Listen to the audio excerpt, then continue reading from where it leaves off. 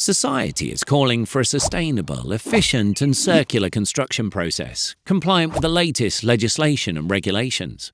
This will require more digitisation in the construction and technology sector and relevant standards, an example of which is DICO, which entails the structured exchange of all kinds of data, such as invoices, product details, orders, maintenance tasks, etc., with various parties. DICO isn't software. It's a standard for the exchange of data between your own and your partner's software applications.